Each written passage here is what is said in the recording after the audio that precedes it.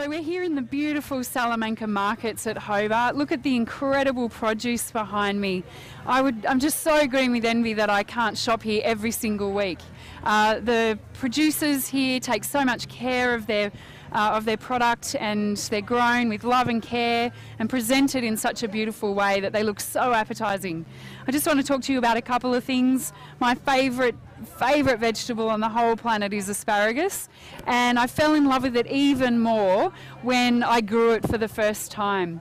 We put it down in the backyard. It takes 3 years before you're actually allowed to pick the spears, but it grows in these beautiful big fronds, and the spears just emerge from the ground. After 3 years they start to emerge, and there's nothing more satisfying than being able to go out into your backyard and pick one of these incredible fresh asparagus, take it into the house and just lightly blanch it and eat it with nothing else. It's just absolutely delicious.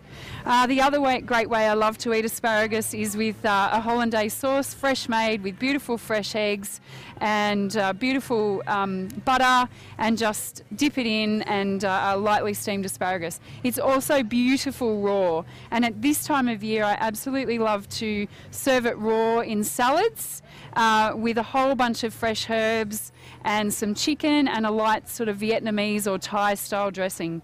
Asparagus is in season right now, and it's absolutely delicious, and you should get some. The other thing I'm absolutely in love with at the moment is beetroot. These are baby beetroots, so these have been picked young. I've got some beetroot in my backyard at the moment that's been there for quite some time, and it's about this big. That you can eat them this big or you can eat them this big.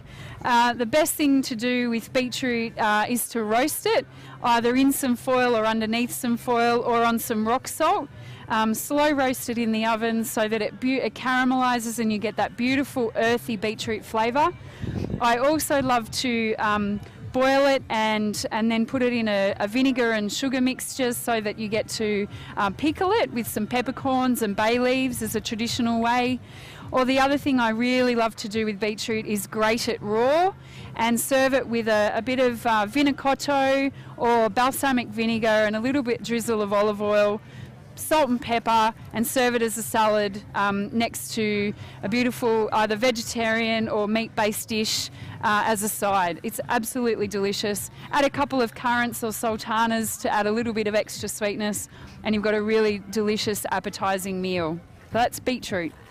I absolutely love it when the coriander comes up in the garden. I love brushing my hand past it and getting that beautiful scent.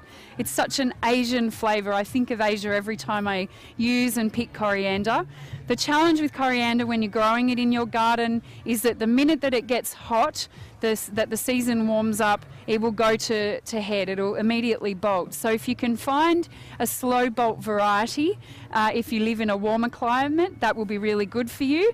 But the thing is that once it goes to seed, you can actually still use the seeded material. So it's got a slightly different flavour, but it's absolutely delicious as well. I love to use coriander in soups, just fresh at the end.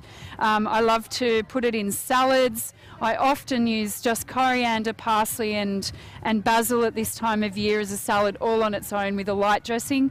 Beautiful in Asian style salads include with things like chicken or prawns and vermicelli noodles, with fish sauce, tamarind, a little bit of palm sugar and some vinegar, and you've got a beautiful salad dressing. How vibrant and amazing does this look? How would you not want to put this on your table for dinner tonight?